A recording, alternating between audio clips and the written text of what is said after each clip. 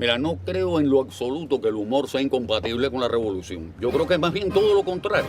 Es que lo necesita.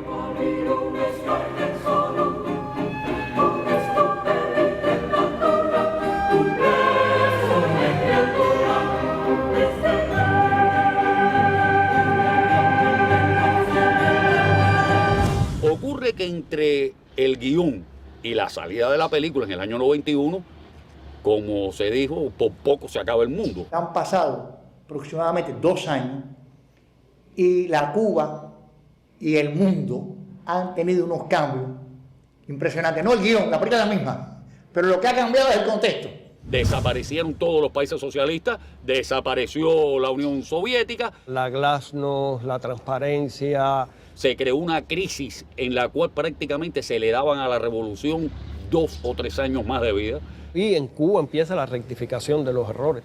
A su vez aprovechó el imperialismo para hacer la ley Torricelli en aquellos momentos. Es el año que están haciendo las maletas en la Florida, pensando que el debate era si se tardaba 6 meses o se tardaba 2 años en venir de nuevo a Cuba. Y se abría la sociedad también a toda una serie de enfoques de nuestra realidad que hasta ese momento no eran posibles. En aquellas circunstancias tan difíciles del año 91, había una hipersensibilidad a cualquier película, a cualquier obra que de alguna manera abordara con una visión satírica, crítica, fenómenos negativos de la realidad. Alicia es una película que surge en ese contexto.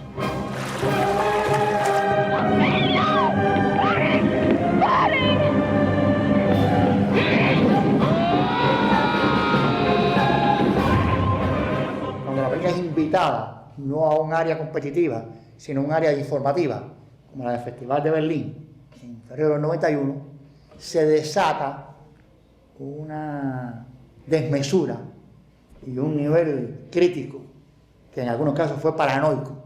Siempre he considerado que primó una desconfianza sobre los autores de la película. Yo pienso que en los aparatos del Estado, cuando entra en contradicción con la cultura, entra en contradicción cuando hay sátira, cuando hay humor.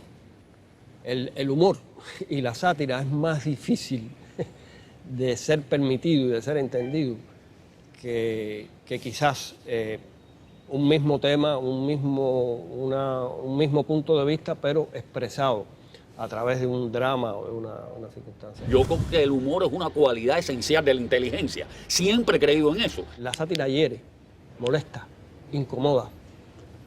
Y Alicia provocó mucha incomodidad en la dirección de este país, pero una gran incomodidad.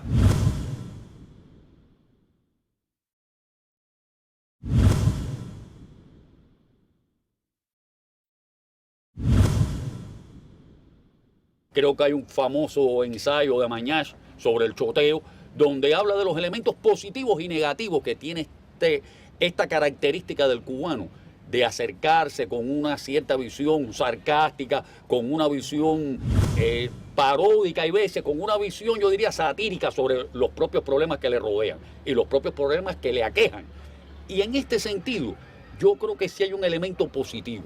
Yo creo que impide que el hombre se sienta aplastado por las circunstancias. Y esa gran incomodidad determinó que en la realidad se desarrollaran controles y actividades en la misma exhibición de la película totalmente disparatadas. Por suerte tenemos en nuestra realidad, en nuestro cine, una personalidad como Tomás Gutiérrez Alea, donde yo creo que con películas como Las 12 sillas, como La muerte de un burócrata, yo creo que trazó un punto fundamental. En Fresa y Chocolate, pienso, está presente el humor y yo creo que con una gran inteligencia. Estoy pensando en el tercer cuento de Lucía, que yo creo que es un clásico también. Entonces, me parece que tenemos elementos a nuestro favor dentro de nuestra propia cinematografía, y no hablo solamente, además, en nuestra propia literatura en general, que hacen que esté presente este elemento que yo creo que es consustancial a la idiosincrasia, a la forma de ser del cubano. Y es que de repente Orwell desbordó las interpretaciones y precipitó le sacó roncha a todo el mundo. Y era una cosa sencilla. Después todo el mundo vio la película, después que pasó el tiempo, dijo, ¿qué tenía la película? No tenía nada.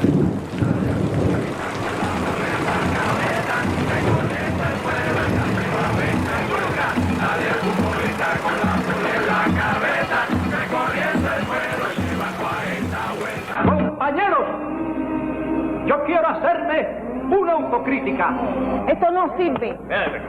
¿Cómo que no sirve?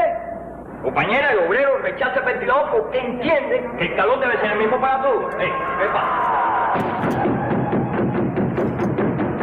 ¿Quién? Vamos al grano. Hace tiempo que quería decirle que usted es un incapaz, un mediocre y un inflaglobos, y que dudo mucho que alguien dirija peor que usted una empresa. Era una película. Una película no cambia absolutamente nada. Quien piense que una película tiene un efecto tan directo sobre la realidad, verdaderamente está delirando. Esas contradicciones siempre van a existir porque el arte las provoca. Ese fenómeno polisémico, el doble sentido, el doble concepto, la semiótica esta que indirectamente dice tantas cosas que quiere decir el autor y algunas que ni siquiera el autor los ha pensado porque se expresan por sí solas. Y para algunos es una inversión total de la realidad. Los problemas están si los refleja un artista, no porque estén en la realidad. El arte no solamente está en la obra, está en la cabeza de la gente también. Resulta que la obligación del artista es tener una mirada en profundidad sobre la realidad. Y ese es el arte, pienso yo, o el cine, que siempre ha tratado de hacer el ICAI. Se movilizó a militantes del partido para condicionar determinadas proyecciones y determinado público. Que verdaderamente yo creo que no proyectó para nada una visión favorable de la cultura en la revolución, incluso de la revolución en general. Hay que decir a favor que ningún crítico real escribió sobre la película. Yo pienso que fue un error muy grande. Es como la política del avestruz. Antes que ocurra algo, tratar de reprimirlo. Siempre a mí me queda la convicción de que de los errores se aprende.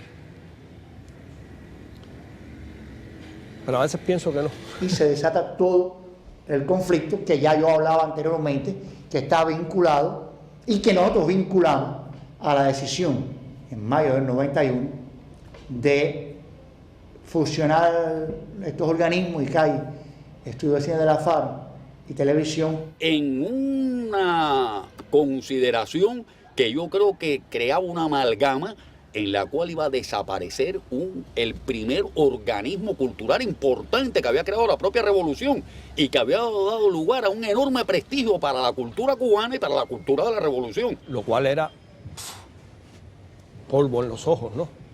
El ICAI no tenía que fusionarse con nadie. Esa fue la decisión que tomó el Comité Ejecutivo del Consejo de Ministros en mayo del 91, cuando se publicó en el periódico, y aquí vino Armando Jar a explicarla a los creadores, los trabajadores del ICAI, y Carlos Aldana fue a explicarla a los compañeros del ICRT.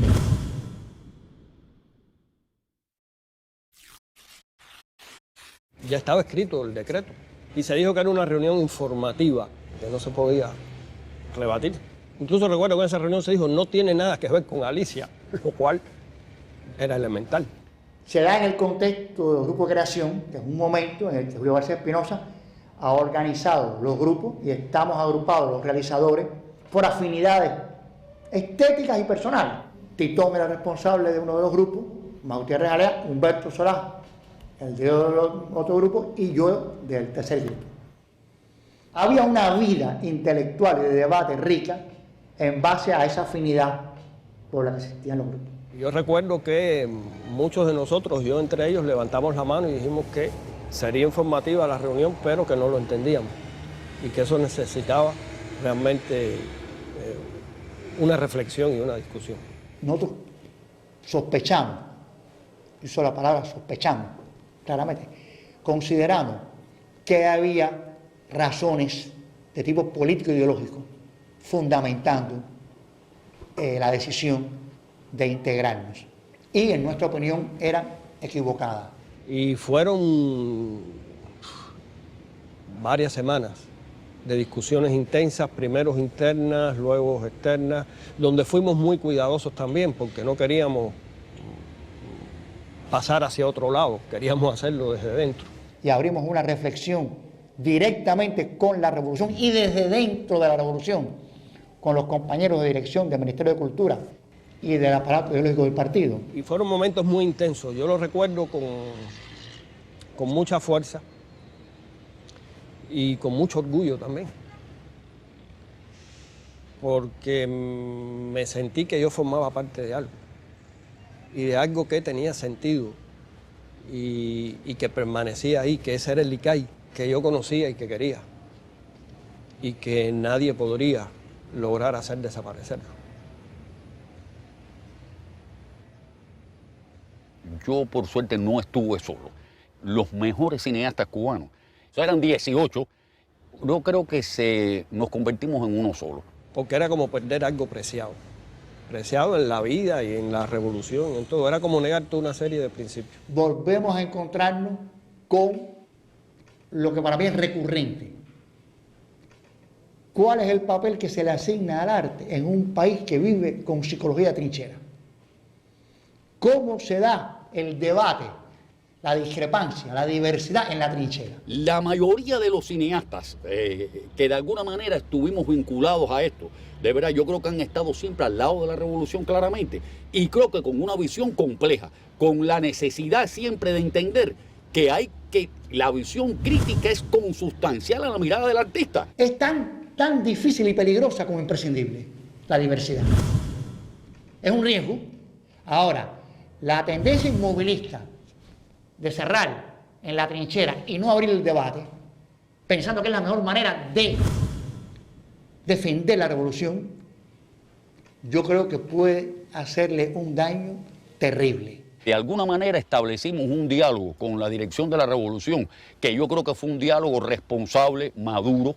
Julio en ese momento cesaba como presidente del ICAI, pasaba a ser un asesor del ministro de Cultura. Yo creo que no fue un diálogo donde primaran las mutuas acusaciones, no quedó en ese terreno. Tuvo consecuencias positivas. Mira, no se logró al 100%. El ICAI permaneció. No se lograron otras cosas que habíamos pedido, pero bueno. Es una de las pocas veces en que una decisión que tenía que ver con el Consejo de Ministros se revocó, se echó atrás. Yo creo que tuvo que ver con esa visión responsable, profunda, rigurosa que tuvimos todos los cineastas cubanos. Pero lo fundamental que era que el ICAI permaneciera con su autonomía, se logró. Se tomó la decisión de que Alfredo, por la dirección de la revolución, viniese a Cuba. Y la política cultural que había definido el ICAI siguió, y siguió nuevamente con el regreso de Alfredo, que evidentemente ha sido un elemento cohesionador de esa política. Y yo creo que eso es lo que uno aspiraría que existiera siempre, que surja una polémica, un malentendido, una incomprensión, que nunca termine convirtiéndose en una imposición de carácter censor sobre una obra o sobre una institución, sino que verdaderamente motive un diálogo donde yo creo que vamos a salir mutuamente enriquecidos siempre.